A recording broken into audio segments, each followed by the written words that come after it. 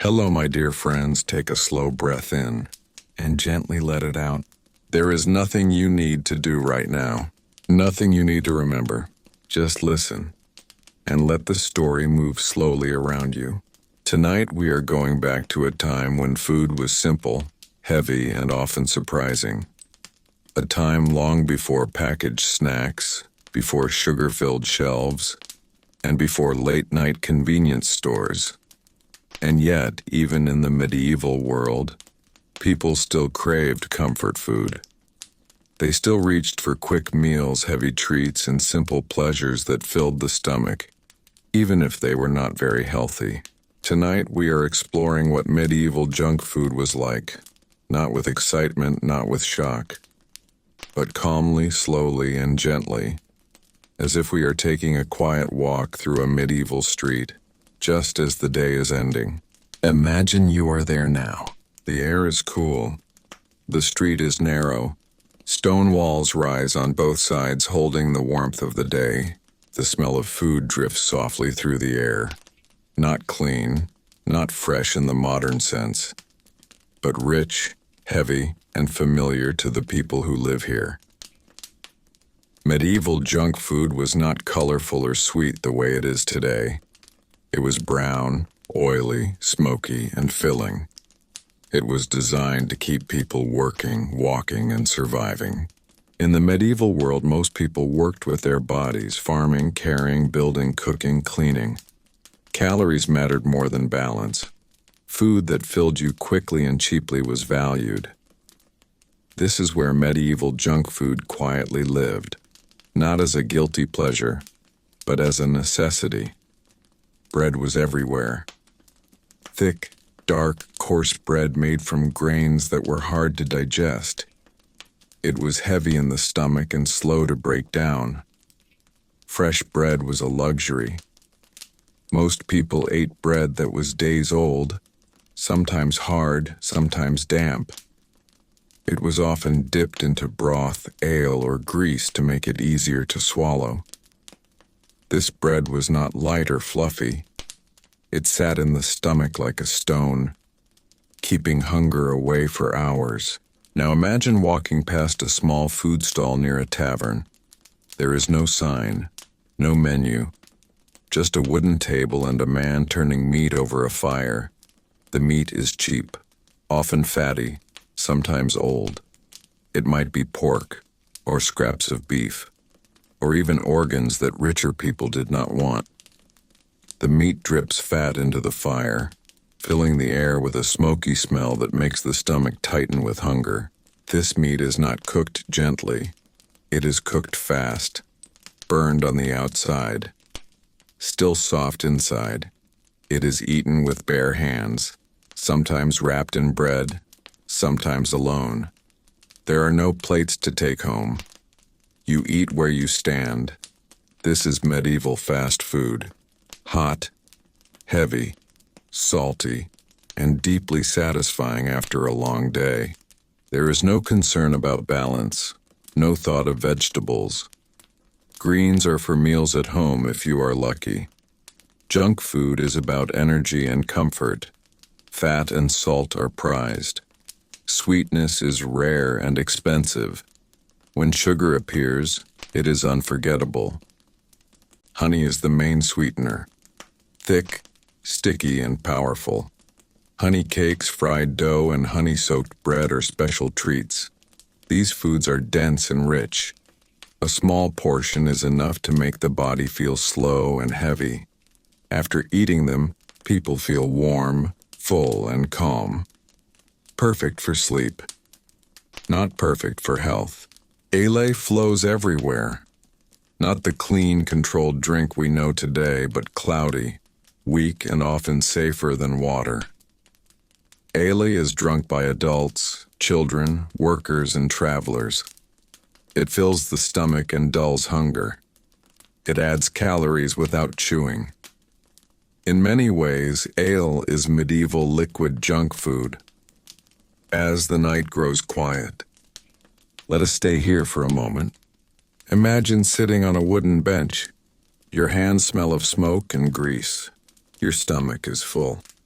Your body is tired. This is where medieval junk food lived, not in excess, but in survival. In the next part, we will slowly explore street food, fried snacks, and the greasy comfort meals people secretly loved, especially around taverns and markets. For now, remain still. Let the night continue. Let the story rest beside you. Imagine you are living in medieval times and food is not something you think about for pleasure, but for survival. Most days are long and tiring, filled with physical work, walking, carrying, cleaning, or serving others. Your body feels heavy by evening, and when hunger arrives, it is deep and demanding. In this world, medieval junk food is not colorful or sweet like today, but it plays the same role. It is food that is cheap, easy to find, quick to eat, and filling, even if it is not healthy. People turn to it not because it tastes amazing, but because it gives quick comfort in a difficult life. Thick bread, fried scraps, heavy pies, and greasy leftovers become small rewards at the end of exhausting days. These foods are often sold near markets, taverns, and busy streets, where people pass by hungry and tired. There is no concern about balance or nutrition. What matters is that the food is warm, filling, and available right now. Fatty meat bits, soaked bread, and fried dough sit heavily in the stomach, creating a feeling of fullness that helps people sleep despite the cold and discomfort around them. This kind of food becomes emotional comfort as much as physical fuel. It brings a short moment of satisfaction in a world where joy is rare and life is uncertain. People do not call it junk food, but they understand it as simple food for simple needs. It is eaten quickly, often standing, often without thought, and then life moves on again. As the night grows quiet, imagine yourself chewing slowly on a piece of rough bread soaked in grease, feeling your hunger fade just enough to rest. This is how medieval junk food quietly fits into everyday life, not as indulgence, but as survival made a little easier. Imagine yourself slowly walking through a medieval town as the day begins to fade into evening. The streets are narrow, uneven, and full of quiet movement. There are no bright signs, no written menus, and no clear storefronts, yet food is everywhere. The smell of warm dough, melted fat, and sweet spices hangs gently in the air. Medieval junk food was not sold as luxury or celebration food. It was sold as quick comfort, something to eat without planning, something warm for the hands and filling for the stomach. These foods were simple, heavy, and often eaten while standing or walking, making them feel very close to what we now call junk food. Many medieval people relied on street sellers for quick meals. These sellers cooked food early and kept it warm for hours. Pastries filled with meat scraps, thick bread soaked in grease, and fried dough were common. The quality was not always high, but the food was cheap and filling. Oil was reused many times. Meat was often the leftover parts that could not be sold elsewhere. Spices were added not just for taste, but to cover strong smells. Even so, people loved these foods. After long hours of work, a warm, salty bite brought comfort and satisfaction, even if it was heavy on the stomach. Sweet junk food also played an important role. Sugar was expensive, but honey was widely used. Vendors sold honey-coated breads, small fried cakes, and thick pastries glazed with sweet syrup. These treats were especially popular with children and travelers. Eating something sweet in the middle of a hard day felt special. It gave quick energy and a short moment of pleasure. People did not worry about health or balance. Food was about survival and comfort, not long-term well-being. Because medieval life was physically demanding, heavy food did not feel as harmful as it might today. People walked long distances, carried heavy loads, and worked with their hands. Fatty food gave energy. Thick bread and fried snacks kept hunger away for hours. Even when the food was greasy or poorly cooked, it served its purpose. The idea of junk food did not exist, but the habit of eating food that was tasty, quick, and not very nutritious certainly did. There was also a strong social side to medieval junk food. People gathered near food stalls, talked while eating, and shared snacks with friends or family. These moments were small but important breaks in a hard life. Junk food was not eaten alone at home. It was eaten in public, surrounded by noise, movement, and familiar faces. The food became part of daily life, not something rare or shameful. As the night slowly approaches, imagine these streets growing quieter. Food sellers pack away their goods. The smell of fried dough fades. People return home with full stomachs and tired bodies. The heavy food sits warmly inside, slowing movement and thoughts. Sleep comes easier after such meals, even if digestion is slow. This was medieval junk food at its most honest. Simple, filling, imperfect, and deeply comforting. As the night grows quiet now, let this image soften and fade. Let the sounds of the street disappear. Let your breathing slow. In the next part, we will gently explore how festivals, fairs, and special days brought even more indulgent junk food into medieval life, always slowly, always calmly. As you continue walking through the medieval world, you slowly begin to notice that even sweets, which were rare and precious, often became a kind of junk food in their own quiet way. Sugar, as we know it today, was almost unknown to ordinary people, but sweetness still found its place through honey, dried fruits, and thick syrups made from fruit juice. These sweet treats were not eaten in small, careful portions. When they appeared, they were enjoyed fully, often in messy, sticky ways. Honey cakes, fried dough soaked in syrup, and dense pastries filled with nuts or fruit were common at fairs, markets, and celebrations. They were heavy, rich, and slow to digest, leaving the body feeling full and sleepy rather than energized. People ate them with their hands, wiping fingers on cloth or simply licking the sweetness away, without concern for cleanliness or moderation. These sweets were not balanced or refined. They were made to satisfy cravings and to show abundance, not to support health. Dough was often fried in animal fat until dark and crisp on the outside, while remaining dense and oily inside. Honey was poured generously on top, sometimes mixed with spices that warmed the body and made the treat feel even heavier. Eating these foods was an experience that slowed everything down. After a few bites, the mouth felt coated, the stomach felt heavy, and movement became lazy. In this way, medieval sweet junk food had a similar effect to modern sugar-heavy snacks, bringing pleasure first and fatigue later. Children and adults alike were drawn to these foods whenever they appeared. For many, they were the highlight of rare moments of celebration.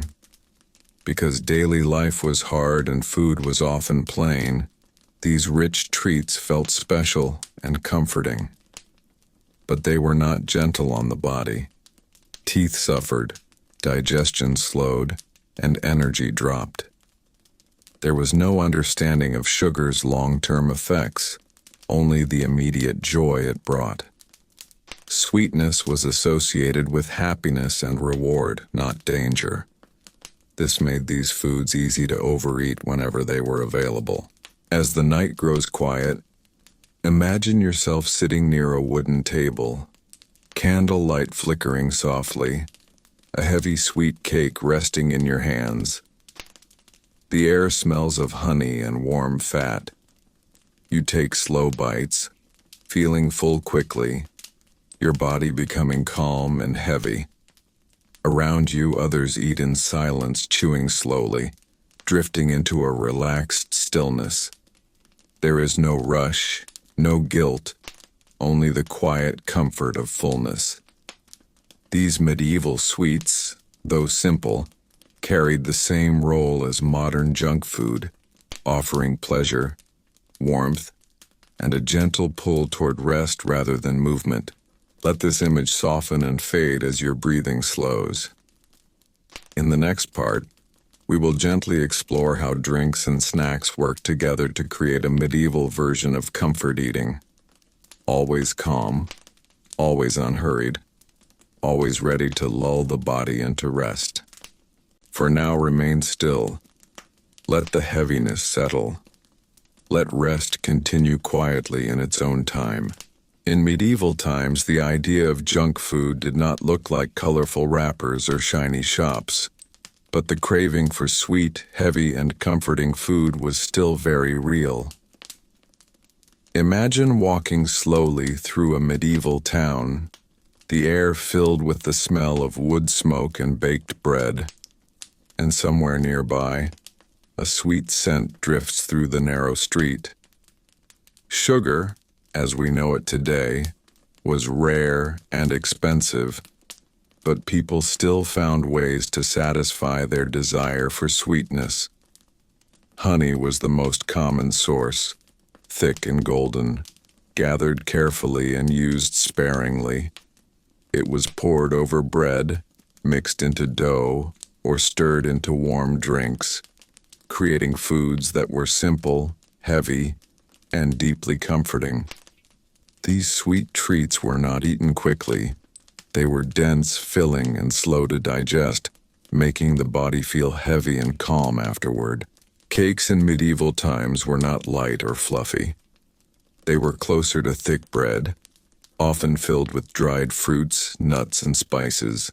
Dates, figs, and raisins were prized because they added natural sweetness and lasted a long time without spoiling.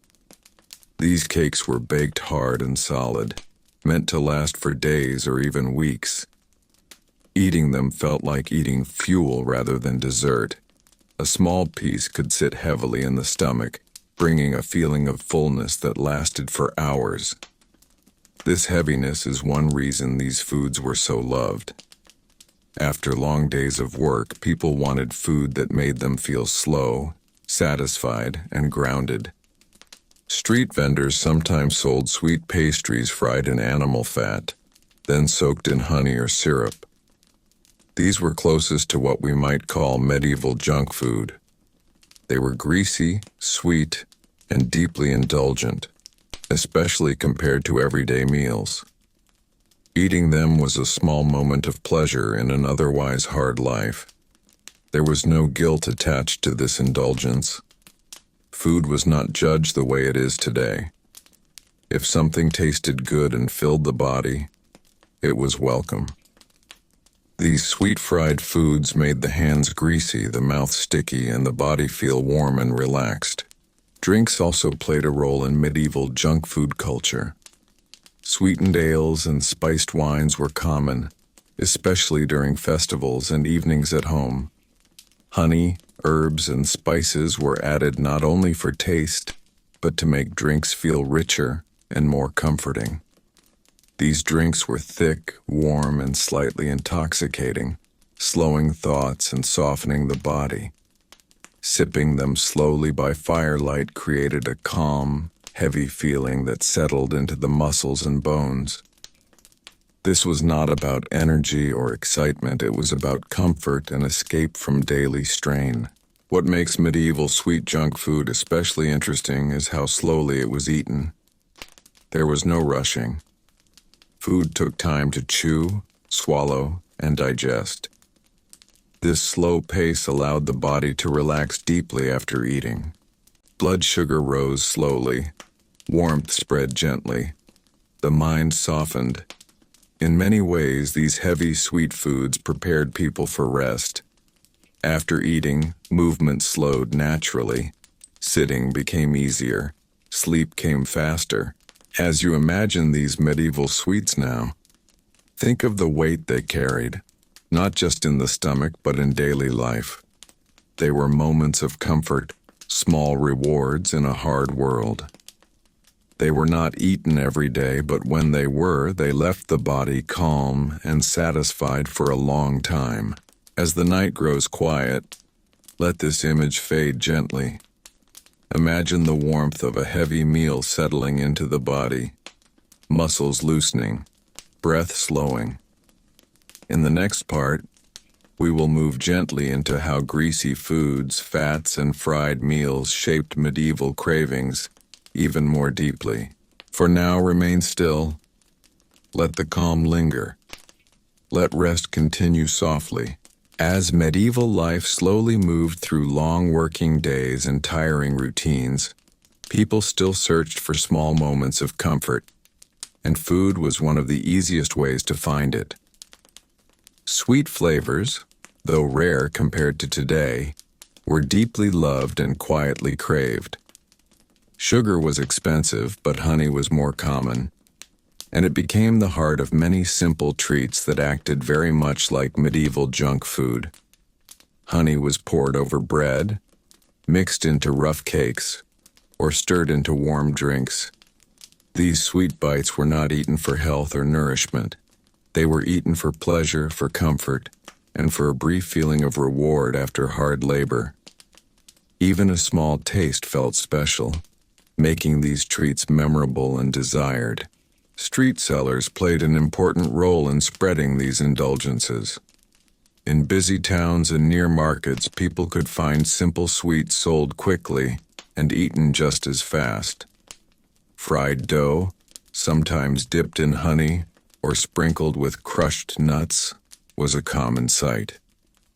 These snacks were oily, heavy, and filling, offering quick energy but little balance.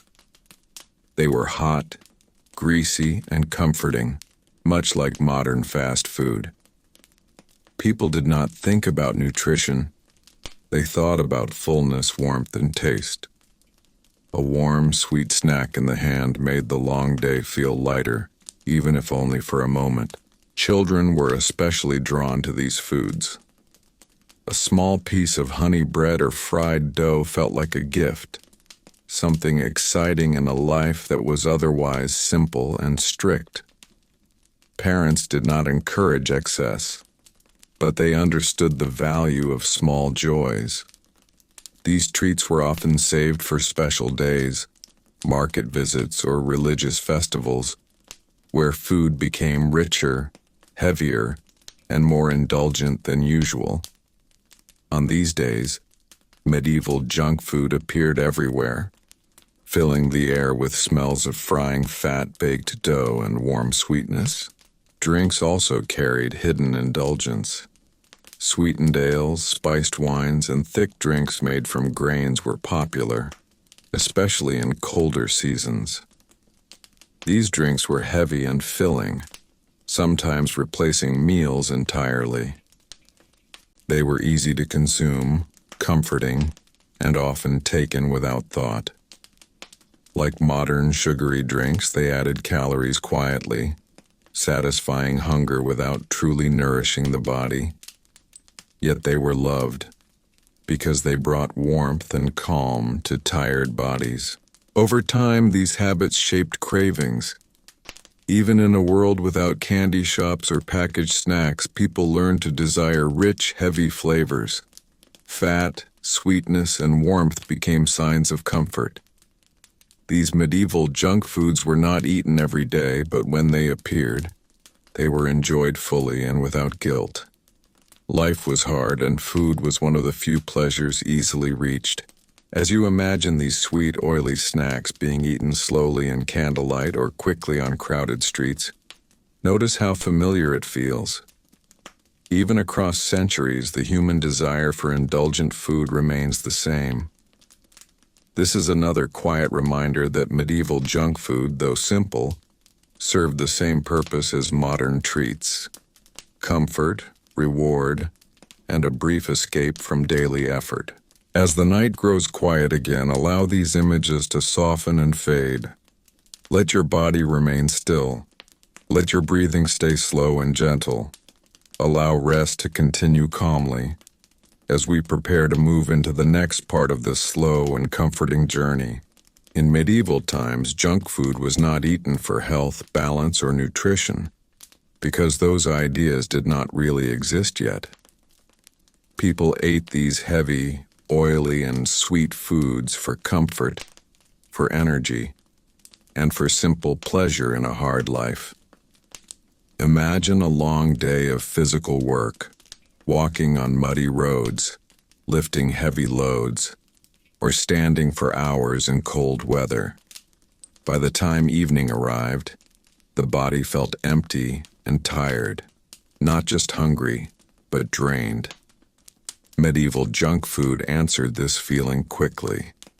Fried dough, thick bread soaked in fat, sweet pastries filled with honey or dried fruit, and heavy meat scraps cooked in oil all gave fast warmth and strength.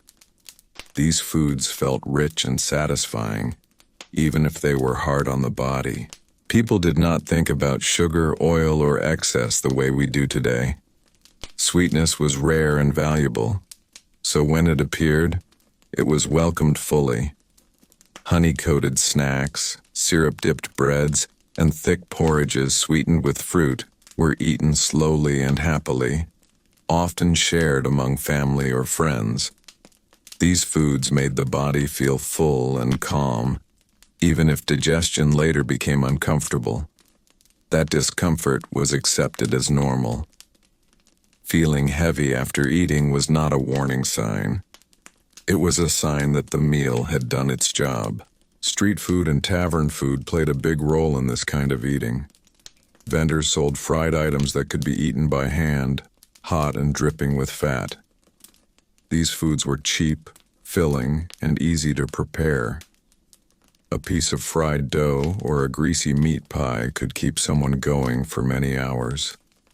Cleanliness was not a concern in the modern sense. Food was handled openly, cooked over shared fires, and eaten quickly. The warmth mattered more than safety. The taste mattered more than balance. Children also grew up eating these foods without restriction. There were no rules about sugar for kids or limits on fried food. If something was available and affordable, it was eaten. Sweets were not everyday items for the poor, but when they appeared during festivals or special days, children ate as much as they could. These moments became memories of joy in otherwise difficult lives. As the night grows quiet, imagine a medieval home after such a meal. The fire burns low. The stomach feels full and heavy. The body is tired, but comforted. People sit quietly, digesting slowly, speaking softly, or simply resting in the warmth. Junk food in this world was not about excess choice, but about rare comfort. It was one of the few small pleasures available in a life filled with labor, cold, and uncertainty. Let that image settle gently in your mind. The warmth, the heaviness, the quiet satisfaction. In the next part, we will slowly move into how festivals, fairs, and celebrations turned medieval junk food into something even richer and more indulgent. For now, remain still. Let the night continue. Let rest deepen naturally. As medieval life continued day after day, food was not only about survival but also about comfort, habit, and small moments of relief in otherwise hard lives. Medieval junk food filled this role quietly. People did not talk about healthy eating or balanced meals. They ate what felt filling, warm, sweet, or familiar. After long hours of labor, travel, or market work, heavy food gave the body a sense of rest. Greasy pastries, fried dough, thick bread soaked in fat, and sweet cakes made with honey or dried fruit were eaten not because they were good for the body, but because they made people feel satisfied, even if only for a short time. These foods were often eaten quickly, sometimes while standing, sometimes while walking, and often without much thought. A worker might grab a piece of fried bread from a street seller. A traveler might eat salted meat and dense bread without sitting down. A child might be given a honey cake to keep them quiet. Junk food was woven into daily life, not treated as something special or rare. It was normal, expected, and comforting. Because medical knowledge was limited, people did not connect food with long-term health in the way we do today. If something tasted good and filled the stomach, it was considered useful. Feeling heavy after eating was not a warning sign. It was often seen as proof that the food was strong and nourishing. Even discomfort after eating was accepted as normal. People believed the body simply needed to adjust. Sweet food in particular had a strong emotional role. Honey-based treats, syrup-soaked breads, and fruit pastes were comforting during cold months or stressful times. Sugar was rare, but honey was widely used, and it made many simple foods feel special. These sweets were eaten slowly sometimes, but often quickly, enjoyed in small bites before returning to work or travel. There was no guilt attached to eating them. Pleasure from food was one of the few easy pleasures available. Over time, this way of eating shaped the body. People often felt tired after meals. Digestion was slow. Energy came in short bursts, followed by heaviness. But this rhythm matched medieval life. Work was hard, rest was limited, and food was expected to carry both energy and comfort at once. Junk food fit perfectly into this pattern, even if it made life physically harder in the long run. As you imagine these medieval people eating their heavy, greasy, sweet foods, notice how calm and ordinary it feels. There is no excitement, no indulgence in the modern sense. Just eating to feel full, warm, and slightly comforted before continuing the day. This is what medieval junk food truly was. Simple, heavy, and deeply connected to everyday survival rather than choice. As the night grows quiet now, allow this image to soften and fade. You do not need to hold on to it. Let your body remain still. Let your breathing stay slow and gentle. Allow rest to continue calmly, just as these old stories settle quietly into the past. In medieval times, junk food was not eaten with the idea of health, balance, or nutrition in mind. Food was comfort, energy, and escape from a hard life. After long hours of labor, cold weather, and constant uncertainty, people craved food that felt filling and satisfying, even if it was heavy, greasy, or rough on the body. Medieval junk food was often cheap, easy to prepare, and made from whatever ingredients were available in large amounts.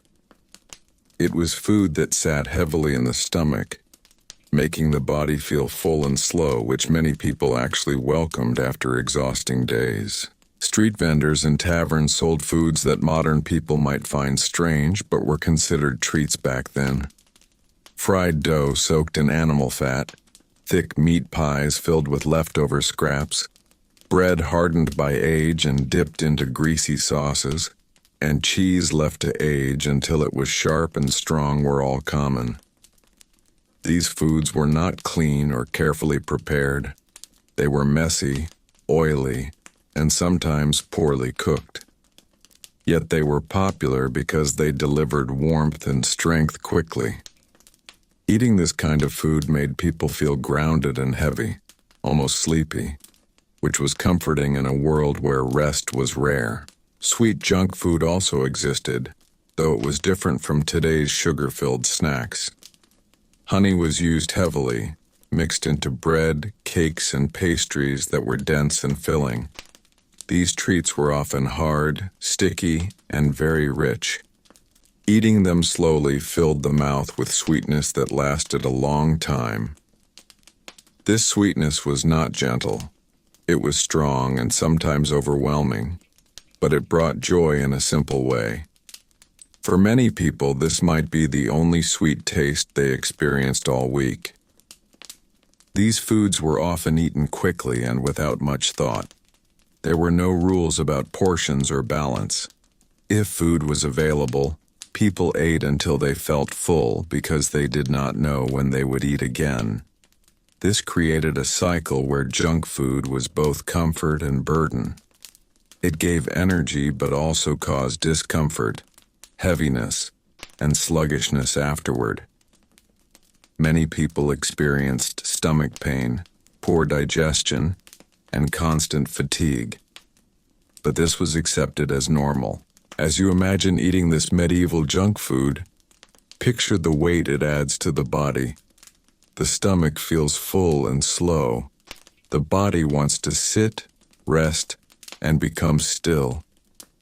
This heavy feeling often led people to fall asleep easily, not because they were relaxed, but because digestion demanded so much energy. Food itself became a kind of sedative, pulling the body toward rest whether it wanted to or not.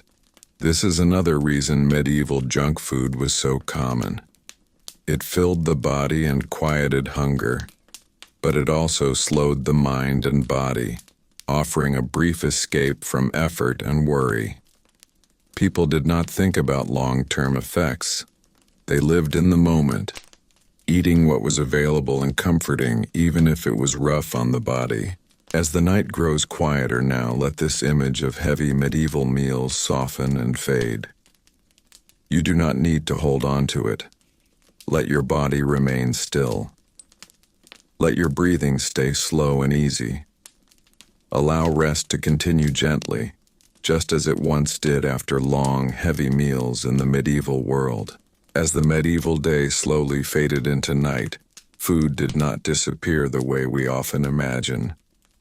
In many towns and busy villages, the evening brought a different kind of eating, one that felt casual, heavy, and comforting. After long hours of labor, people gathered near taverns, fires, and market edges, where simple snacks were sold or shared. These foods were not balanced or healthy. They were filling, salty, greasy, and designed to satisfy hunger quickly. This was medieval junk food at its most familiar, eaten not for nutrition but for comfort and habit. Imagine yourself walking slowly through a medieval street at night. The ground is uneven beneath your feet. The air smells of smoke, cooked fat, and bread. Somewhere nearby, meat is being roasted again, even though it has already been cooked earlier in the day. Leftover cuts are reheated, sometimes more than once, making them tough, oily, and heavy on the stomach. People still eat them eagerly. After a day of hard work, warm, fatty food feels soothing, even if it causes discomfort later. No one talks about digestion or health. The goal is simply to feel full. Bread remains at the center of this nighttime eating. Thick slices of coarse bread are dipped into grease, broth, or leftover stew. The bread absorbs everything, becoming dense and heavy. This kind of eating happens slowly. People tear pieces with their hands, chew for a long time, and swallow while talking quietly or simply staring into the fire. It is not a joyful feast, but it is familiar. The body recognizes the routine and relaxes into it. Sweet snacks also appear more often at night, especially during festivals or market days. Simple pastries made from dough and honey are fried in animal fat. They are dark, oily, and sticky. These treats are not eaten in moderation. When sweets are available, people eat as much as they can. Sugar is rare and valued, so it feels wrong to stop. These foods provide quick energy, but they also leave the body feeling heavy and restless later on.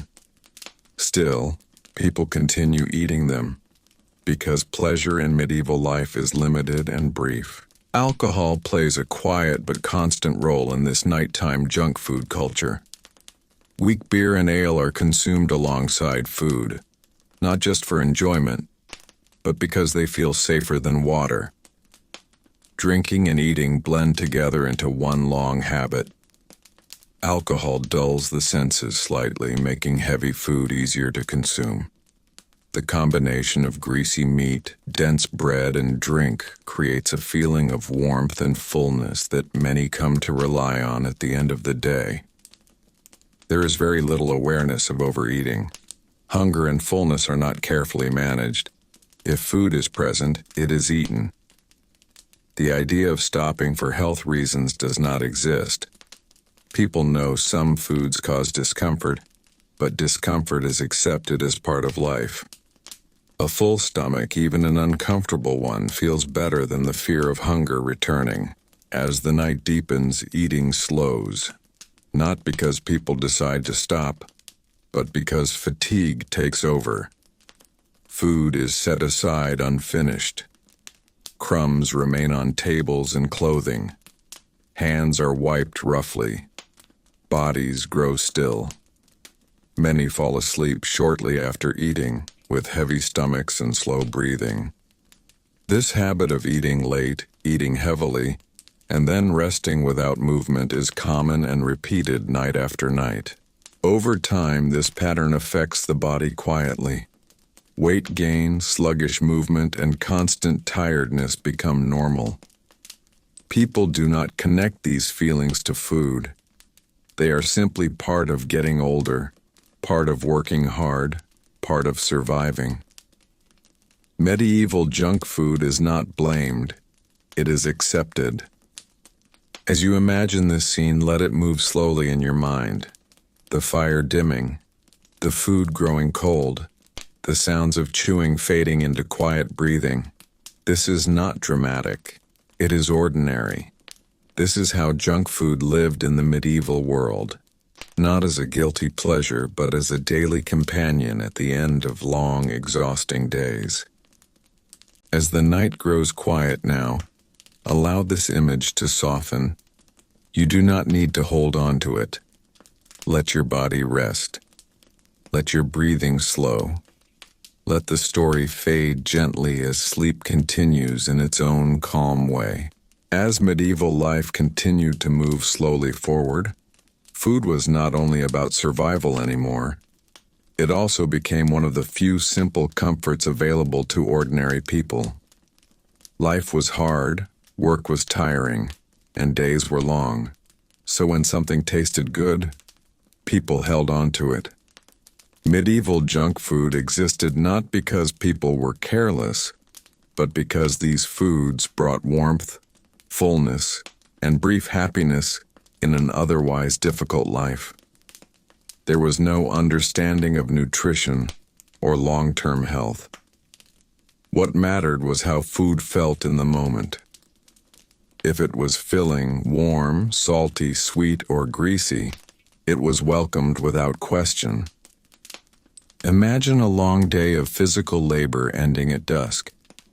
Hands ache, the back feels heavy, and the body wants rest. In these moments, people reached for food that felt rich and satisfying.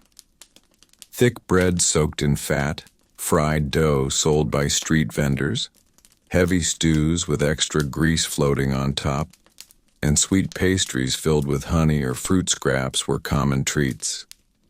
These foods were not eaten carefully or in moderation. They were eaten eagerly, sometimes quickly, because tomorrow promised the same hunger again. Street food played a big role in medieval junk eating. In busy towns and near markets, sellers cooked food that was cheap, fast, and filling. Sausages made from leftover meat parts, pies filled with mystery fillings, fried scraps of dough, and roasted nuts coated in sugar or honey were popular. Cleanliness was not a concern in the way we understand it today. Food was touched, reused, and cooked in shared spaces. What mattered was taste and fullness, not safety. Sugar, when available, was treated like a treasure. Honey was more common than refined sugar, and it was added generously to breads, drinks, and desserts. Sweetness was associated with pleasure and strength. Sweet drinks, thick and sticky, were consumed without concern for teeth or health. Cavities and tooth pain were common, but they were accepted as part of life. There was no connection made between sweet food and long-term damage. Fat was another prized ingredient. Animal fat, butter, and oil made food feel rich and satisfying. Fried food was especially loved because it felt indulgent. The smell of hot fat alone could draw people in from the street. Fried bread, fried meat scraps, and fried pastries were eaten whenever possible. These foods were heavy, greasy, and hard to digest, but they made the stomach feel full and warm, which mattered more than anything else. Alcoholic drinks also functioned as a kind of junk food. Thick ales, flavored wines, and sweetened drinks were consumed daily. These drinks were filling and calming, especially after long hours of work. They dulled pain, relaxed the body, and made life feel easier for a short while. Water was often unsafe, so alcohol was not only a choice but a necessity. Over time, heavy drinking became normal, even for young people. Health problems caused by these eating habits were common but poorly understood. People experienced stomach pain, joint problems, weight gain, and constant tiredness. But these were blamed, remember, on age, work, or fate. There was no idea that food could slowly harm the body. Junk food was not seen as bad. It was seen as comfort, reward, and survival rolled into one.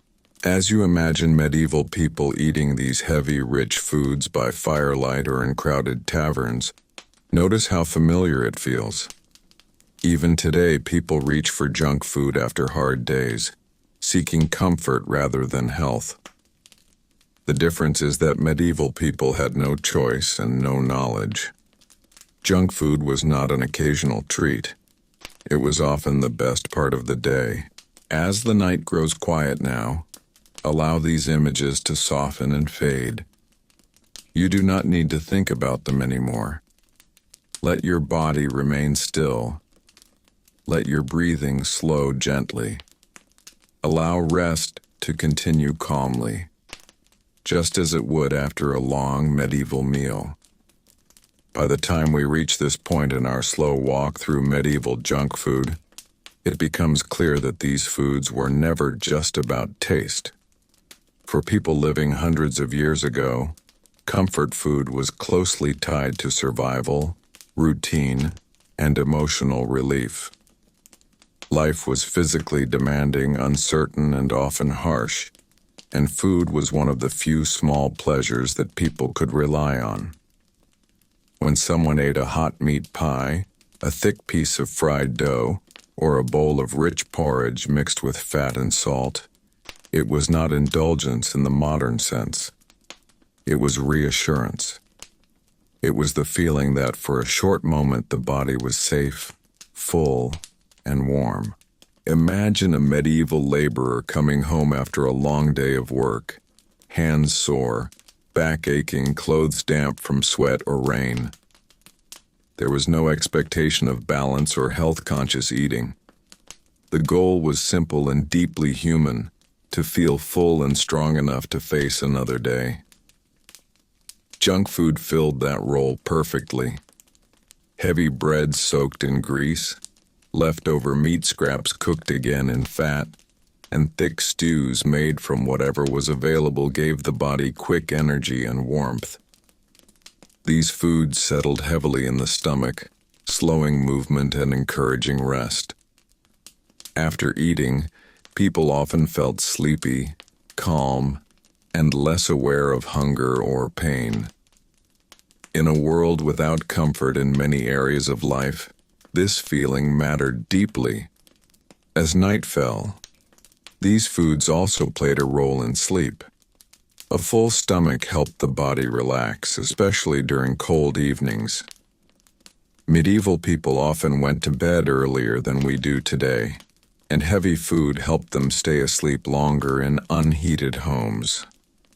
The body used that dense energy slowly through the night.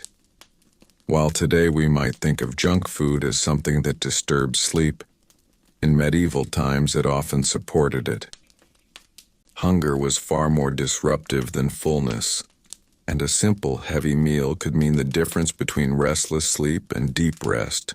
Over time, these foods became familiar and expected. People did not think of them as unhealthy or excessive. They were normal. Children grew up eating them. Elders relied on them. The same flavors appeared again and again, creating a sense of stability in a changing and uncertain world. Even when ingredients were poor or cooking was rushed, the act of eating something warm and filling brought comfort. Food became one of the few predictable parts of life. As you imagine this scene now, let it slow down. Picture the dim light of a candle, the quiet sounds of chewing, the warmth spreading through tired bodies.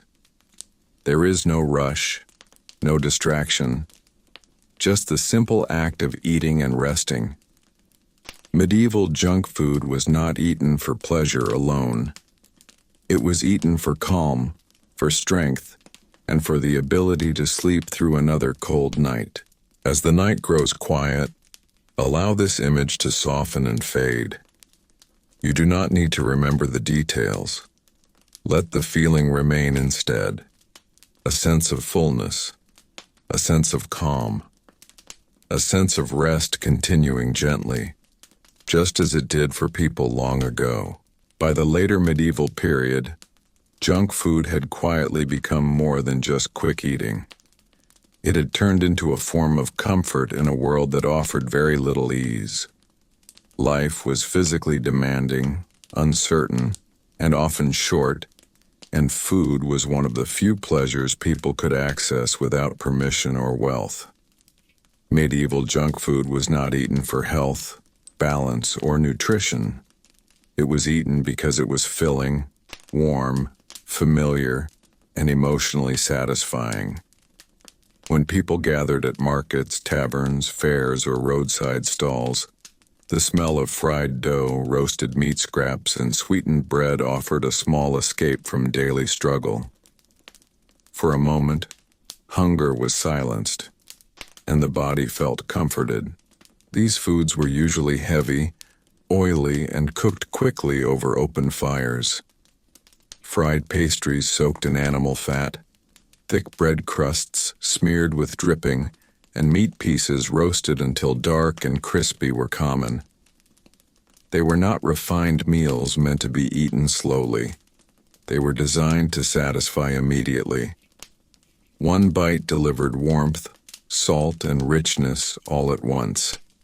This was important in a time when most meals were plain and repetitive.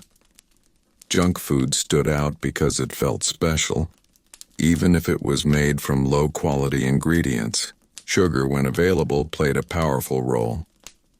Honey was the most common sweetener, and it was added generously to simple doughs, nuts, and fruits. These sweet treats were rare enough to feel exciting but common enough at fairs and festivals to become deeply memorable. The body reacted strongly to sweetness, and people noticed how it lifted their mood even briefly. In a hard life, that small emotional lift mattered. Eating sweet junk food became connected to joy, celebration, and relief from routine. Texture was also important. Medieval junk food often focused on crunch, chew, and softness in contrast. Hard crusts, crispy edges, and dense centers made food feel substantial. The mouth stayed busy, and the act of eating itself became grounding. This was especially comforting in crowded, noisy environments like markets and taverns. Holding food in the hand, tearing it apart, and chewing slowly created a sense of presence in the moment. These foods were also social. People stood close together, sharing space, smells, and conversation. Junk food was rarely eaten alone. It was part of gatherings, travel stops, and shared breaks from labor. This made it emotionally richer than ordinary meals eaten at home. Even simple fried dough could feel special when eaten among others, surrounded by sound and movement. Health was rarely a concern. People understood that these foods were heavy, but survival mattered more than balance. If a food filled the stomach and provided energy, it was considered good. The body burned calories quickly through hard labor, so heaviness was not feared. In fact, it was welcomed. Feeling full meant feeling strong, at least for a while. Over time, memories formed around these foods. The smell of hot fat, the sweetness of honey, the warmth of bread in cold air all became part of how people remembered comfort. Medieval junk food was not written down in recipes, but it lived in experience. Passed from hand to hand, stall to stall, generation to generation, it became part of everyday culture. As you imagine this world now, picture yourself standing near a fire, holding a warm, oily piece of bread or meat. The air smells rich and smoky. Your hands feel warm. The crowd hums softly around you. For a moment, there is nothing to worry about. This is what medieval junk food offered. Not health, not longevity, just comfort, warmth, and a full stomach in a difficult world. As the night grows quiet, let this image soften and fade. Let your body remain still. Let your breathing slow.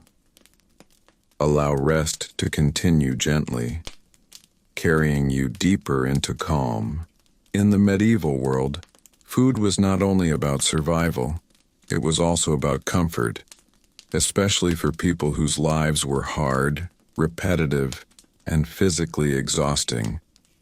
Junk food in medieval times did not look like modern snacks, but it served a very similar emotional purpose.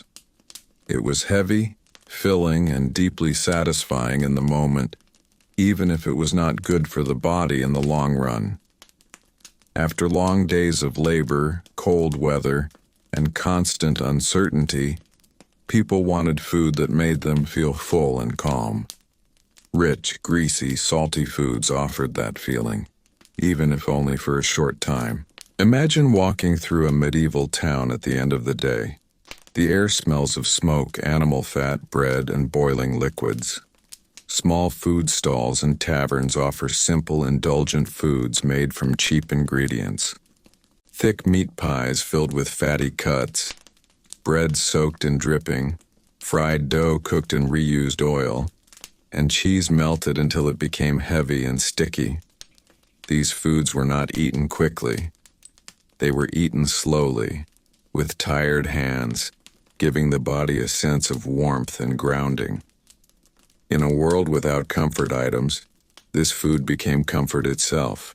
Medieval junk food was often designed to hide poor quality. Meat that was close to spoiling was heavily salted, spiced, or cooked into stews and pies. Old bread was reused, fried, or soaked in broth.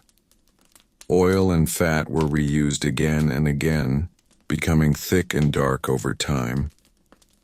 People knew this food was heavy and sometimes unsafe, but hunger and habit were stronger than concern.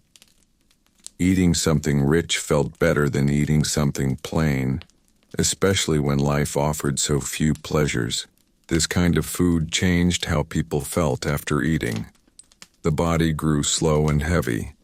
Digestion took time. Sleep often followed meals naturally, not because people were relaxed, but because the body was overloaded. This is why medieval evenings were quiet. After heavy food, there was little energy left for activity. People sat, talked softly, or simply rested, letting the body handle the work of digestion. For poorer people, junk food was often the only food that felt filling enough. Vegetables were seasonal and limited. Fresh fruit was rare. Protein came irregularly.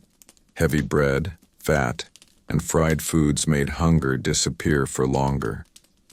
Even if the body suffered later, the immediate relief was worth it.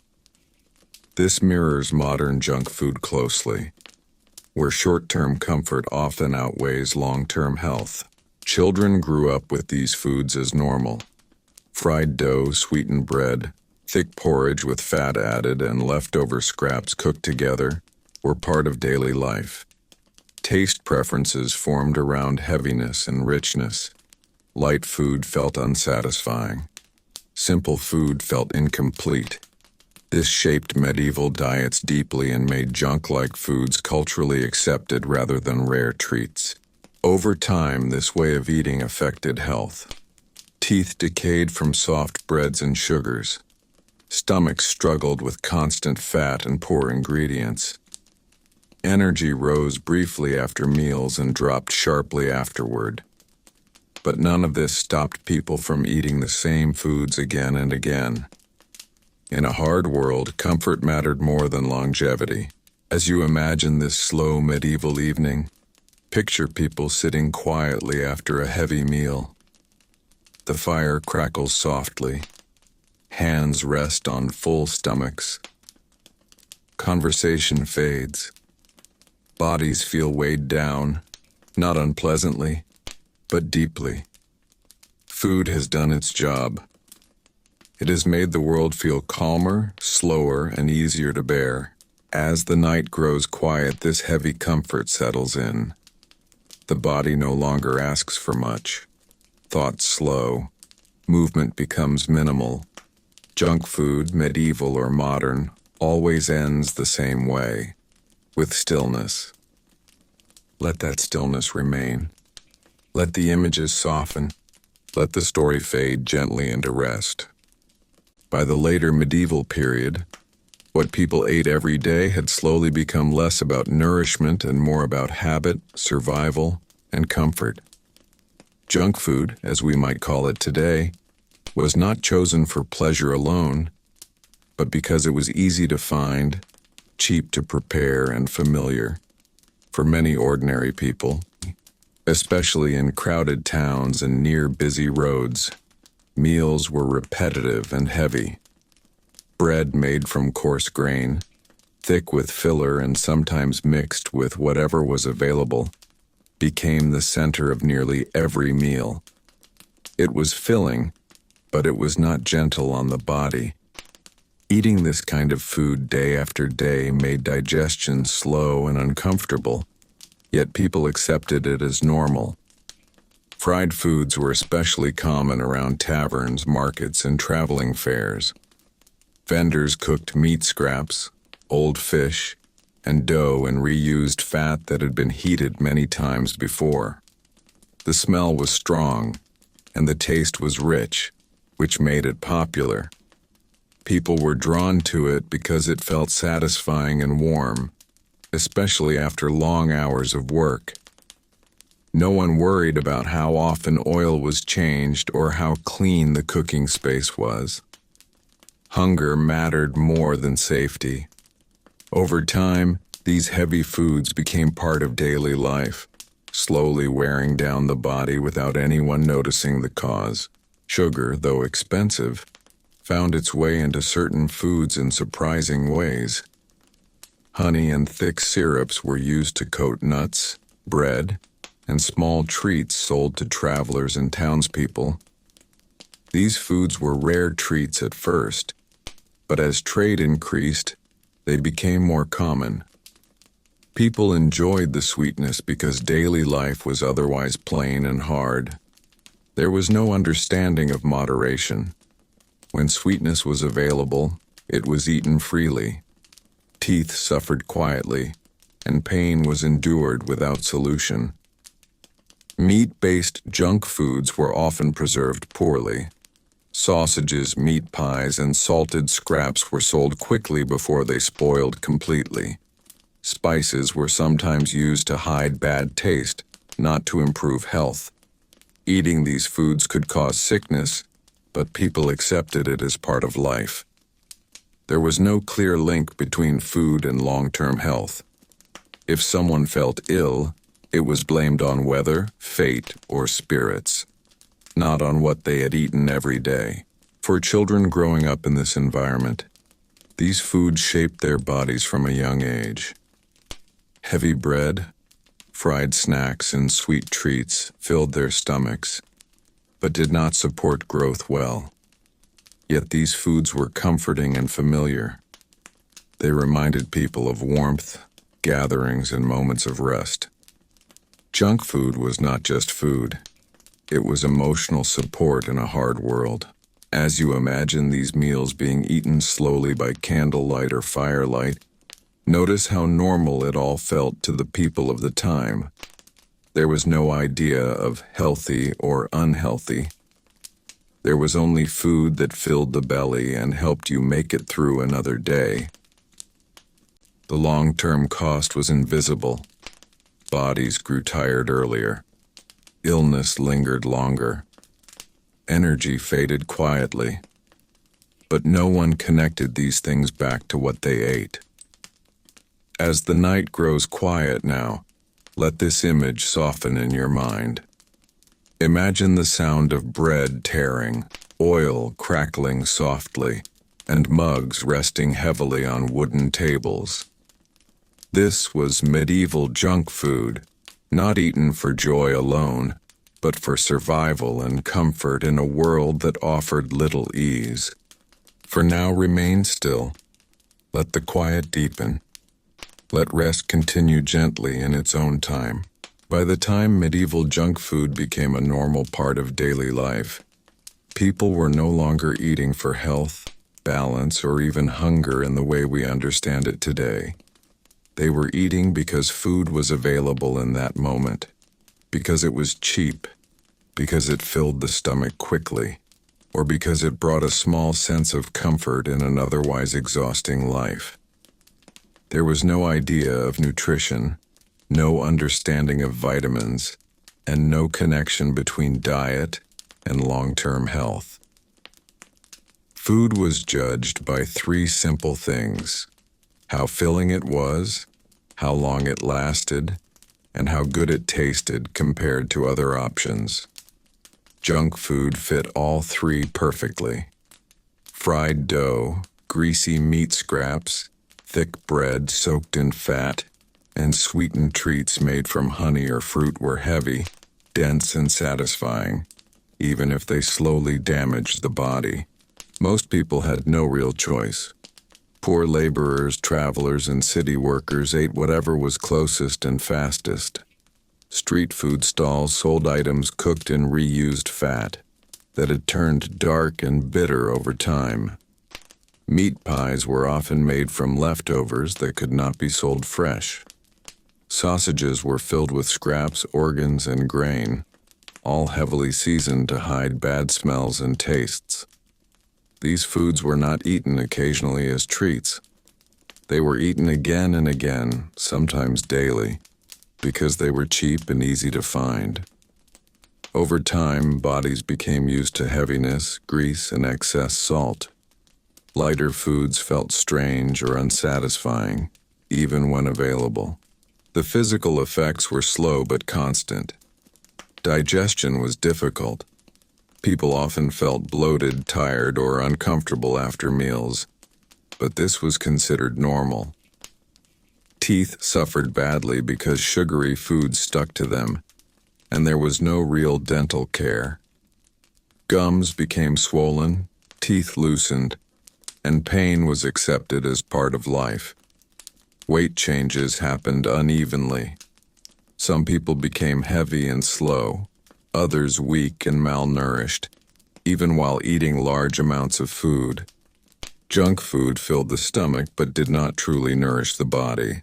There was also a strong emotional side to medieval junk food. Life was hard, short, and uncertain. Eating something rich, sweet, or greasy gave a brief feeling of pleasure and relief. A warm meat pie or a fried pastry could make a cold, exhausting day feel slightly better. This made people return to these foods again and again, even when they caused discomfort later. In a world with few joys, food became one of the only reliable comforts. As the night grows quiet, imagine sitting in a medieval street, the smell of hot fat in the air, vendors calling softly, people eating quickly before returning to work or travel. No one is thinking about tomorrow's health.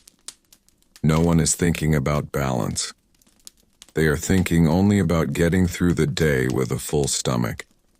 This is why medieval junk food was not just unhealthy, but unavoidable. It was woven deeply into daily survival. For now, remain still. Let the images fade. Let the heaviness of the story soften as your breathing slows. Rest can continue gently, in its own quiet time. By the later medieval period, junk food was no longer just about survival or quick energy. It slowly became something else entirely. It became comfort. After long days of labor, cold weather, sickness, and uncertainty, people turned to heavy, salty, sweet, and oily foods, not because they were good for the body, but because they made life feel easier, even if only for a short time. Medieval people did not talk about comfort food the way we do today, but they understood it deeply. A warm meat pie, thick bread soaked in fat, sweet fried dough, or heavily spiced scraps from the market could quiet the body and calm the mind in ways that nothing else could. Imagine walking through a medieval town near evening. The air smells of smoke, grease, and baked dough. Vendors are closing their stalls, selling the last of their food at cheap prices. These are not fresh, balanced meals. These are leftovers, reheated meats, bread that has been fried to hide its staleness, and sauces thickened with fat and salt. People buy them not because they are hungry alone, but because the day has been hard. The food is heavy in the hands, warm against the cold air, and filling enough to slow the body down. It is food meant to make you feel full and quiet, not light or energized. This kind of eating slowly became a habit, especially among workers, travelers, and city poor. The body learned to expect heaviness at the end of the day. After eating, people felt slow, sleepy, and dull, which in a dangerous and stressful world was not always a bad thing. Feeling heavy meant feeling still. Stillness meant rest. Even though these foods caused long-term health problems, in the short term they gave relief. They made the evening feel softer and the night easier to enter. Doctors of the time often warned against these foods, but their advice rarely reached the people who relied on them. Medical texts spoke about balance, digestion, and moderation, but junk food was cheap, available, and comforting. A worker could not afford delicate meals or fresh ingredients every day. What they could afford was fried bread, fatty meat, salted snacks, and sugary treats sold near taverns and markets. These foods stayed popular because they answered a real emotional need, even if no one named it that way. Over time, this pattern shaped medieval bodies. People became used to bloating, stomach pain, sluggish digestion, and poor sleep. These symptoms were normal. No one expected to feel light or energetic after eating. Feeling heavy was the sign of a good meal. Junk food trained the body to accept discomfort as normal, and the mind to accept tiredness as part of daily life.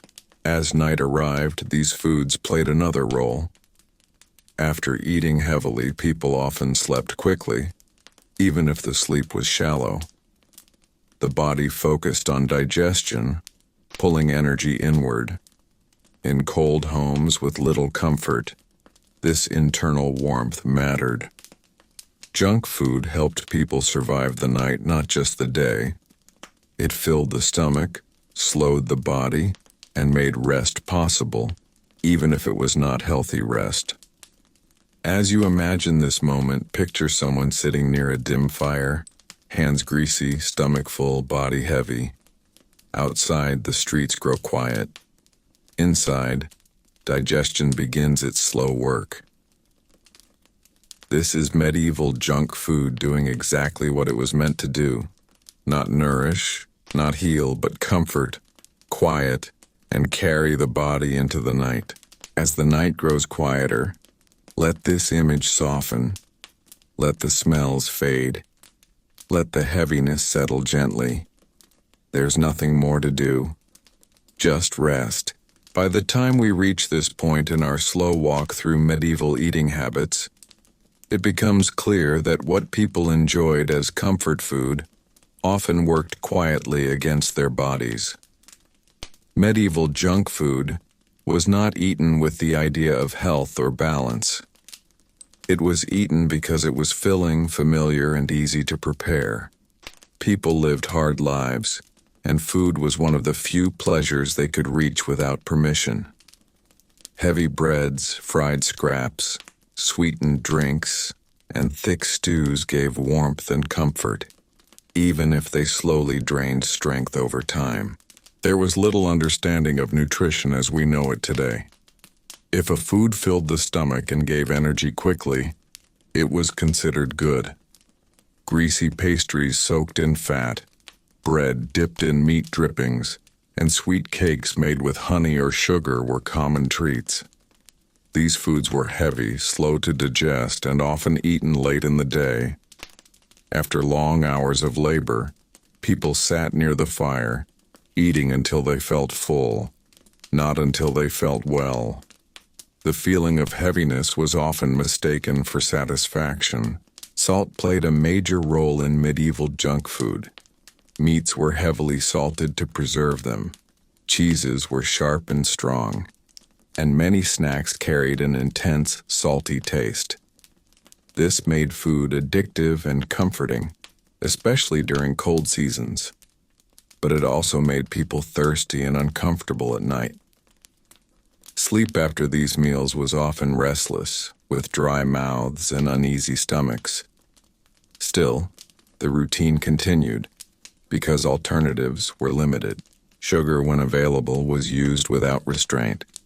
Candied fruits, honey-coated breads, and sweet drinks were rare but deeply loved. When people had access to sweetness, they enjoyed it fully, not knowing the effect it had on teeth, digestion, or energy. Children especially were given sweet treats as rewards, forming habits early that followed them into adulthood. Food was rarely eaten alone. Junk food was social. People gathered, shared, laughed, and ate heavily together. The comfort came not only from taste, but from company. This made overeating common, especially during festivals or tavern nights. The body paid the price later, but in the moment, warmth and fullness mattered more than tomorrow's discomfort. As you imagine this scene, think of a dim room, the fire glowing softly, people sitting close together, bread passed from hand to hand, greasy fingers wiped on rough cloth. The smell is rich and heavy. The stomach fills. The body relaxes. This is medieval comfort, even if it quietly wears the body down over years. As the night grows quiet, we can see that medieval junk food was not careless by choice. It was shaped by survival, habit, and limited options. People ate what they could, when they could, and found joy where it was available. The cost came slowly, unnoticed, carried silently inside the body. Let this image soften now. You do not need to hold it. Let your breathing slow. Let the story rest where it is. The night is calm, and rest can continue gently. As medieval life slowly moved toward its quiet end each day, junk food took on a deeper meaning than simple hunger. For many people, these heavy, oily, salty foods were not just quick snacks, but small moments of comfort in lives filled with labor and uncertainty. After long hours of physical work, the body craved dense food that could bring warmth and fullness. Fried dough, thick meat pies, and greasy pastries were eaten slowly, often while sitting on wooden benches or standing near warm fires. These foods did not refresh the body, but they made it feel temporarily satisfied, heavy, and calm, which was sometimes all that people wanted after a long day. There was no guilt attached to eating this way. Medieval people did not think in terms of healthy or unhealthy food. Food was judged by how filling it was and how long it could keep hunger away. Junk food fit this need perfectly. A single meat pie or fried bread could keep a person going for hours. The stomach felt full, the body felt warm, and the mind slowed down. This heaviness created a kind of calm, especially in colder months, when warmth mattered more than balance. Eating junk food was also tied to rest. These foods were rarely eaten while working. They were enjoyed during pauses, evenings, or moments of social gathering. People leaned back, chewed slowly, and allowed their tired bodies to relax. The grease on fingers, the weight in the stomach, and the warmth spreading through the body all signaled that work was over, at least for now. In a world without soft beds or long leisure, this feeling of fullness acted as a substitute for comfort. Over time, the body became used to this pattern. Heavy food followed heavy labor. The digestive system worked hard, and sleep often came soon after eating. This sleep was deep, but not always refreshing. Bodies rested because they were exhausted, not because they were nourished well. Still, this cycle repeated day after day, becoming normal. Junk food was not occasional. It was part of the rhythm of life. As you imagine this scene, picture a dimly lit room, the smell of fried dough still in the air, people sitting quietly, chewing slowly, their movements heavy and relaxed. There is no hurry, no counting of calories, just warmth, fullness, and the simple relief of having eaten enough for now. This was medieval junk food at its most familiar, not exciting or indulgent, but grounding and deeply human. As the night grows quieter, let this image soften and fade. You do not need to hold on to it. Let your body remain still. Let your breathing stay slow. Allow rest to continue gently, just as it once did for people who found comfort in the simplest, heaviest foods. By the time medieval junk food had become a normal part of everyday life, people no longer ate it just because it was cheap or easy to find. They ate it because it brought comfort in a hard world. Life in medieval times was physically demanding, emotionally tiring, and often uncertain. Food that was heavy, greasy, sweet, or filling gave a brief sense of satisfaction and calm. After a long day of work, travel, or stress, these foods made the body feel full and warm, even if only for a short time. Health was not the goal. Survival and comfort were. Most people had no idea that eating too much fried dough, fatty meat, or sugary treats could harm them over time. If food filled the stomach and gave energy, it was considered good food. Medieval junk food did exactly that. It was dense, rich, and slow to digest. It made people feel stronger, heavier, and less hungry. For workers and travelers, this mattered more than balance or nutrition. A full stomach helped them sleep, work, and forget hunger for a while. These foods were often eaten quickly and without thought. There were no labels, no warnings, and no advice about moderation. A meat pie dripping with fat, a fried pastry soaked in oil, or a sweet bun covered in honey was simply food. People ate what was available and what tasted good. Junk food was not a guilty pleasure. It was a normal response to a harsh environment where food shortages were common and comfort was rare. Over time, this way of eating shaped the body. Many people suffered from stomach problems, tooth decay, and low energy without understanding why. Teeth were damaged by sugar and honey. Digestion was slow and uncomfortable after heavy meals. But these problems were accepted as part of life. Pain and discomfort were normal in medieval times, and food was not blamed for them. If anything, food was seen as a solution, not a cause. Junk food also played a quiet emotional role. Eating something rich and warm helped people feel grounded. It gave a moment of pleasure in lives filled with labor, illness, and uncertainty. In cold weather, greasy food made the body feel warmer. In stressful times, sweet food brought calm. These effects were short, but they mattered deeply. Medieval people did not eat junk food for fun alone. They ate it to cope. As you imagine this now, picture someone sitting near a fire, holding a warm pie or a sweet pastry, eating slowly after a long day. The food is not healthy, but it is comforting. The stomach feels full. The body relaxes a little.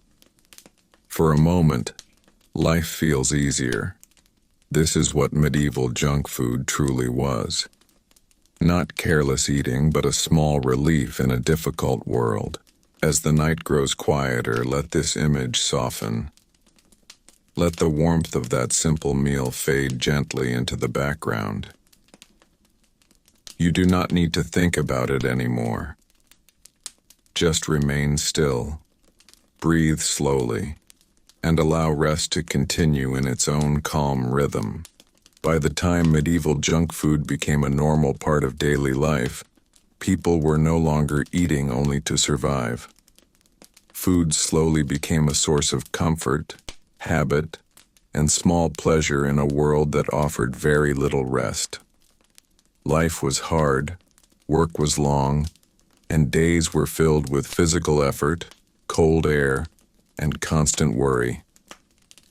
In this setting, heavy, greasy, salty food brought a quiet kind of relief.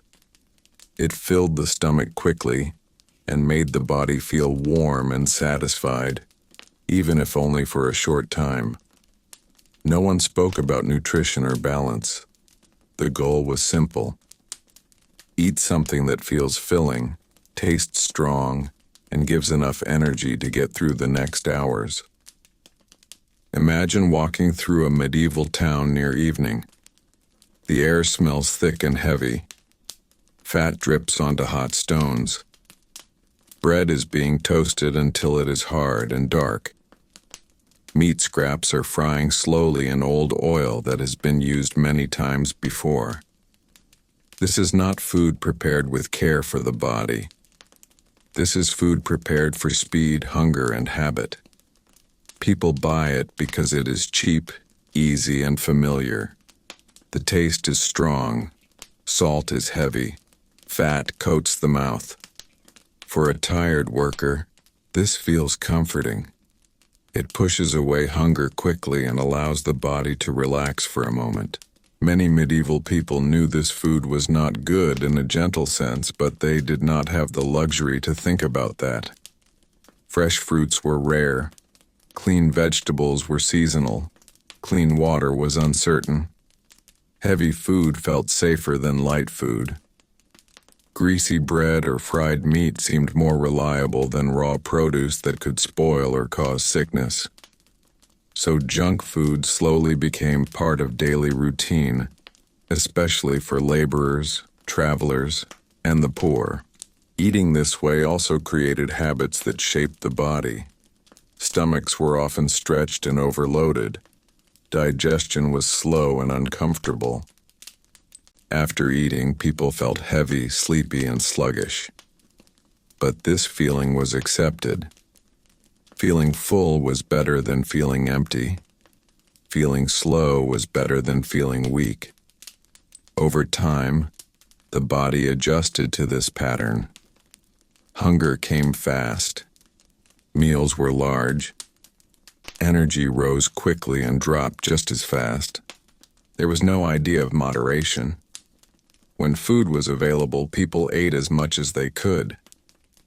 Junk food encouraged this behavior because it was dense and filling. A single meal could be mostly bread, fat, and salt. The body received calories but little balance. This led to bloating, discomfort, and long-term weakness, even though people did not understand it in modern terms. They simply knew that their stomachs often hurt and that sleep after eating was heavy and restless.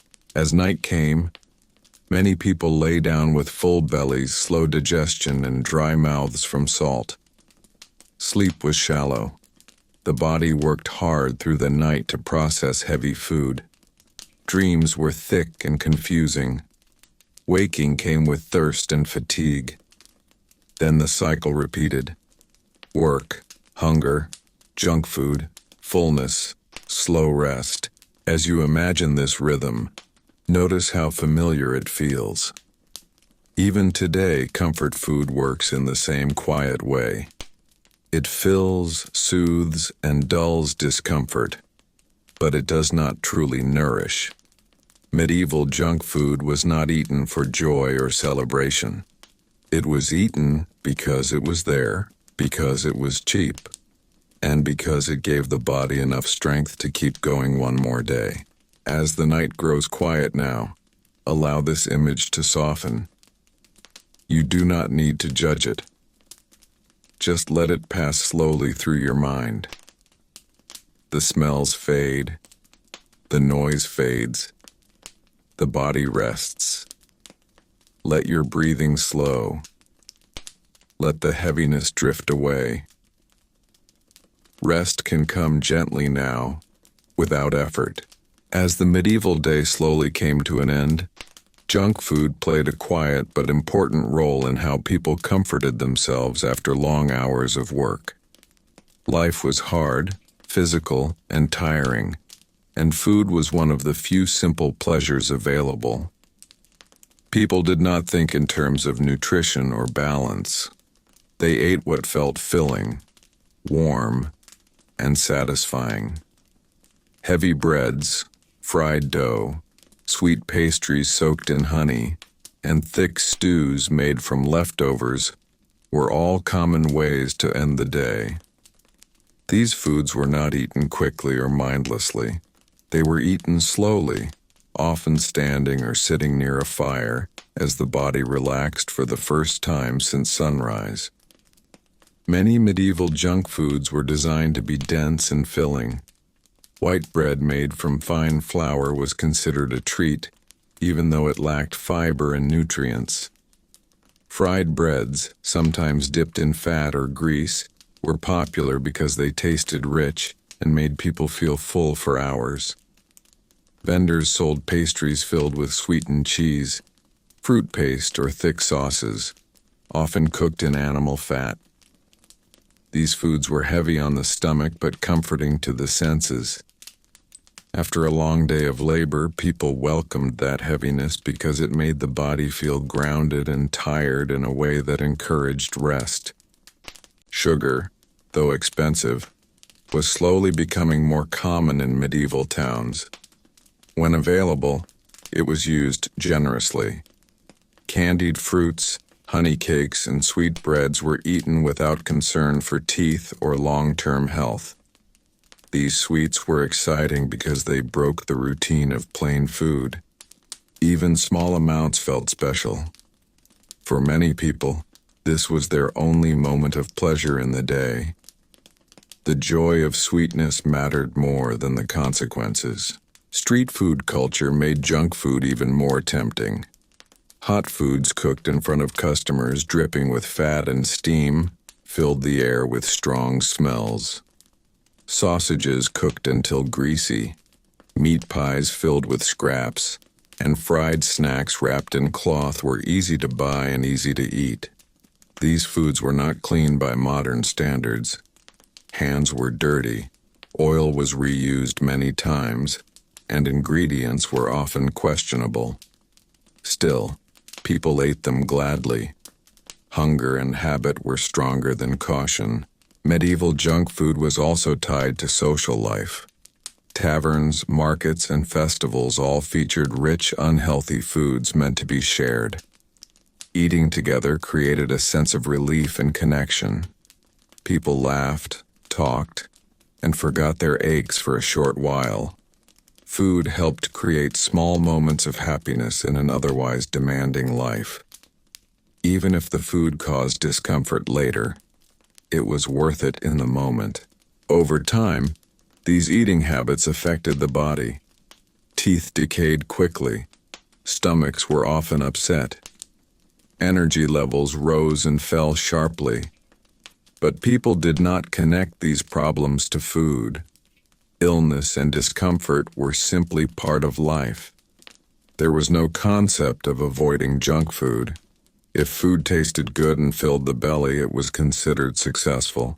As the night grows quiet, imagine a medieval worker sitting near a low fire, slowly chewing a piece of sweet bread or greasy pastry. The body is heavy, the hands are tired, the mind is calm. Food has done its job, not by nourishing the body but by soothing it. This was the true role of medieval junk food. It was not about health. It was about comfort, survival, and brief moments of pleasure in a hard world. For now, remain still. Let the quiet deepen. Let rest continue in its own time. As medieval life moved slowly forward, junk food was no longer just about filling the stomach. It quietly became a source of comfort in a world where comfort was rare.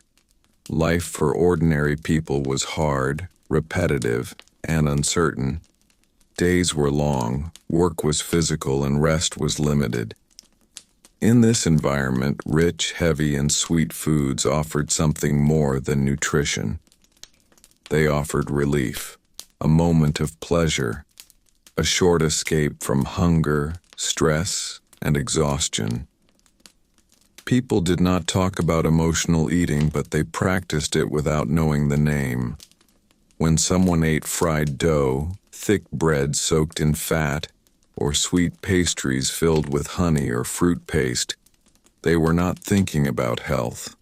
They were thinking about how good it felt in that moment. Medieval junk food was often eaten slowly, not because people were careful, but because food itself was valuable. When someone finally had access to rich food, they took their time. Thick pies filled with meat scraps, cheese, and grease were eaten carefully, each bite heavy and satisfying. Fried foods were hot, oily, and filling, leaving the fingers slick and the stomach full. Sweet treats, especially those made with honey or dried fruits, were treasured. Sugar was rare and expensive, so sweetness felt special. These foods stayed in the body for a long time, making people feel warm, heavy, and slow. In a cold world, that heaviness was comforting. Over time, this kind of eating shaped how people felt after meals. Instead of feeling light and energetic, many felt sleepy and sluggish. After large meals, work slowed, bodies rested, conversations became quieter. The day naturally shifted into a slower pace. In this way, junk food shaped daily rhythm. It was not just food. It controlled energy, mood, and movement. People did not rush after eating. They leaned back. They waited. They allowed the heaviness to settle. This slow digestion matched the slow pace of medieval life.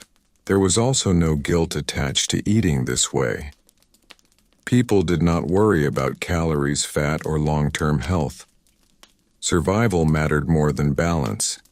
If food was available, it was eaten. If it tasted good, that was a blessing. Junk food did not feel like a bad choice. It felt like a reward from a difficult world. Even when people noticed stomach pain, bloating, or discomfort later, they accepted it as part of life. Pain was common. Hunger was worse. So heavy food was still welcome. In towns and villages, junk food also became social food. Shared pies, shared bread, and shared sweets brought people together. Eating rich food was often a group experience, especially during festivals, markets, or after successful work days. Laughter was louder. Faces were brighter. Even if health suffered quietly later, the moment of shared comfort mattered more. Junk food helped people feel human in a hard environment. As you imagine this now, picture a medieval evening settling in. The fire is low. The room smells of fat, bread, and sweetness. Hands are warm from holding food. Bellies are full. Bodies grow heavy and still. Outside, life remains harsh, but inside, for a short time, there is comfort. This is why medieval junk food survived and spread. Not because it was good for the body, but because it was good for the spirit. As the night grows quieter, let this image soften and fade. You do not need to hold on to it. Let your body remain still. Let your breathing slow. Allow rest to continue gently, just as it once did after heavy medieval meals, when people leaned back, closed their eyes, and let sleep arrive naturally. By the later medieval period, junk food had quietly become a form of comfort rather than nourishment. Life was uncertain, work was exhausting, and medical knowledge was limited. People did not eat to stay healthy. They ate to feel full, warm, and satisfied for as long as possible. Heavy foods became a way to survive long days and cold nights. Greasy meats, thick bread, fried dough, and sweetened treats filled stomachs quickly, even if they damaged the body slowly over time. Imagine walking through a medieval street in the evening. The air smells of smoke, fat, and baked grain. Vendors are closing their stalls, but food is still being sold to tired workers who want something easy before rest. Large chunks of meat cooked in old oil, bread soaked in animal fat, and leftover pies reheated again and again are common sights. Fresh food is rare at this hour. Junk food lasts longer, costs less, and requires little care. That is why it becomes the default choice for many people. These foods are heavy and filling, but they sit in the stomach for a long time. After eating, the body feels slow. Movement becomes harder. Sleep feels deeper but more restless. People often lie down shortly after eating because they are too tired to stay awake. Digestion is uncomfortable, but it is accepted as normal. Pain after eating is not seen as a warning sign. It is simply part of life. Sugar, when available, becomes especially loved. Honey-covered bread, sweet pastries, and boiled fruit thickened into syrup are eaten whenever possible. People do not understand tooth decay or blood sugar. They only know that sweet food brings comfort and brief happiness. Even children are given sugary treats whenever families can afford them. Rotten teeth, swollen gums, and pain become common by adulthood, but no connection is made to diet. Fried food is everywhere. Meat is fried to hide poor quality. Dough is fried to make it last longer. Oil is reused many times until it turns dark and bitter. The taste is strong, but people are used to it. Stomach sickness becomes common, but again, it is treated as normal. Doctors blame bad air, spirits, or imbalance of the body rather than food itself. As years pass, bodies grow heavy and tired early in life. Many people age quickly. Joint pain, poor digestion, and weakness are widespread. Junk food keeps people alive, but it does not keep them strong. Still, the comfort it brings is powerful. After long hours of labor, a hot, greasy meal feels like reward. It is one of the few pleasures people can rely on. As the night grows quiet, imagine yourself sitting near a fire, stomach full, body heavy, and mind slowly drifting. The food was not healthy, but it did its job. It filled you. It warmed you. It allowed you to rest. In the medieval world, that was often enough. Let these thoughts slow down now. Let the smell of smoke fade. Let the weight of the meal settle. The story will continue gently from here. By the time medieval life had settled into its familiar rhythm, junk food was no longer something rare or surprising. It had quietly become part of everyday comfort. After long hours of work, cold weather, and physical strain, people did not look for balance or health. They looked for fullness. They wanted food that felt heavy in the stomach and slow in the body. Medieval junk food gave that feeling. It did not refresh the body, but it made people feel briefly satisfied, warm, and less aware of hunger. Imagine a late afternoon in a medieval town. The air smells of smoke, grease, and baked dough. Small stalls line the street, offering thick bread soaked in fat, fried scraps of meat, and sweet pastries cooked in reused oil. These foods are dark in color, rough in texture, and rich in taste. They are not eaten slowly. They are eaten with hands, quickly, while standing or walking. The goal is not enjoyment in a modern sense. The goal is to stop hunger as fast as possible. For many people, this kind of food was the only reward at the end of a hard day. Workers, laborers, apprentices, and travelers all depended on cheap, filling food. Vegetables were less appealing. Clean, fresh meals took time. Junk food was ready, familiar, and heavy. Once eaten, it sat in the stomach like a stone, making the body slow down. This slowness was not seen as a problem. It was seen as rest. Medieval junk food was often cooked in the same fat again and again. Oil was expensive. Animal fat was reused until it became dark and thick. Fried bread, meat scraps, and dough absorbed this fat easily.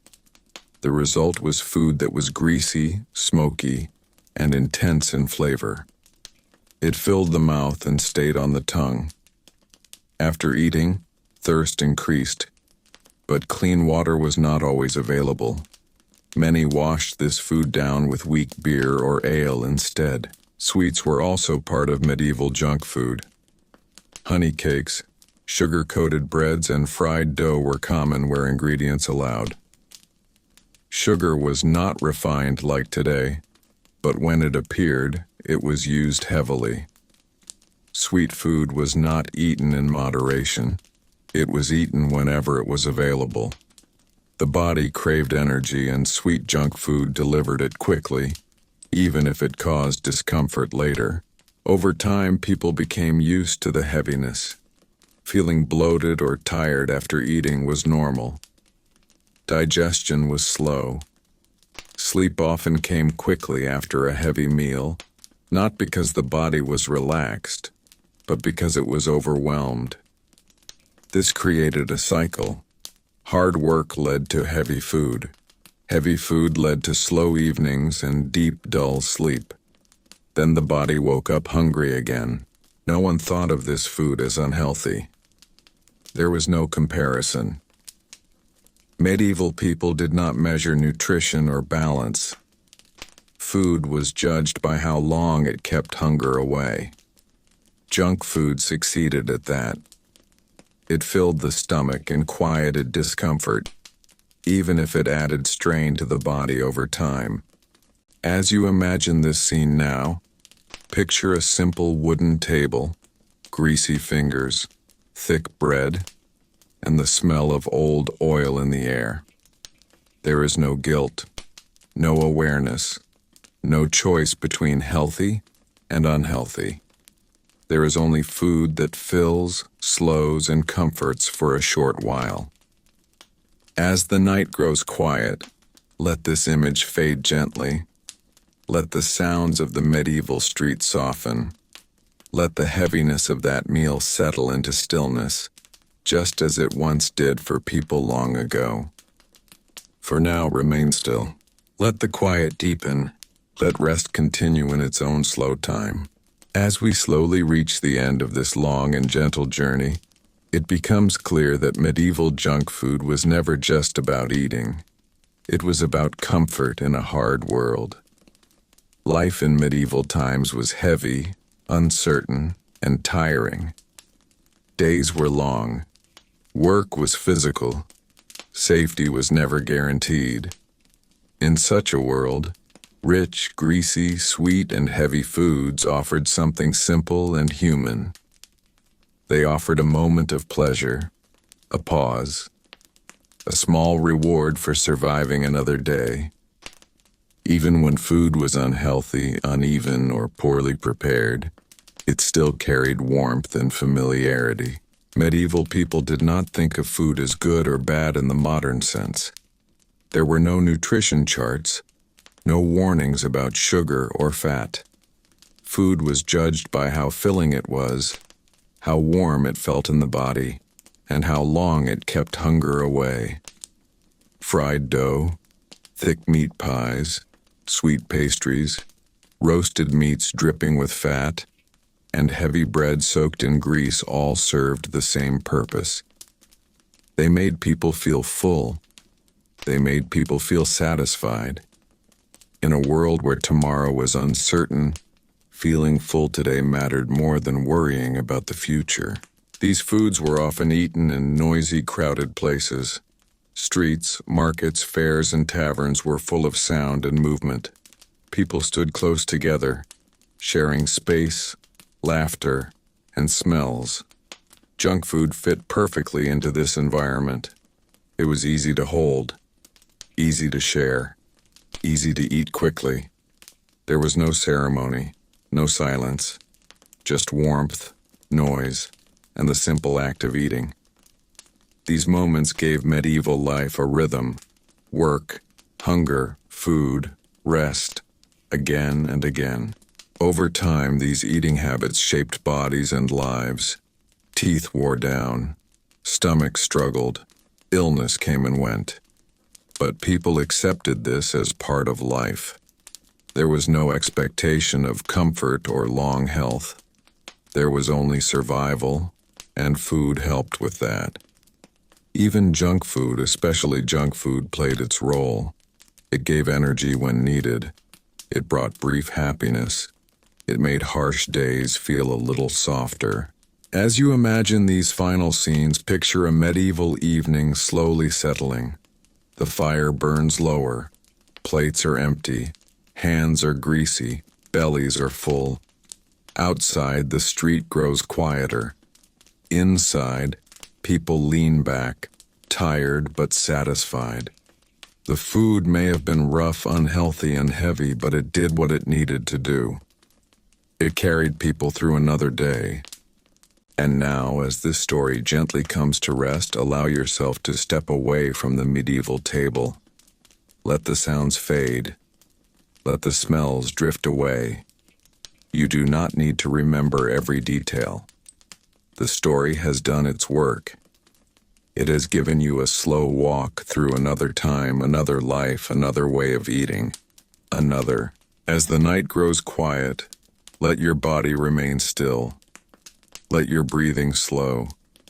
Let the past stay in the past. There is nothing left to imagine, nothing left to follow. Just rest. Thank you for listening. Good night and sleep well.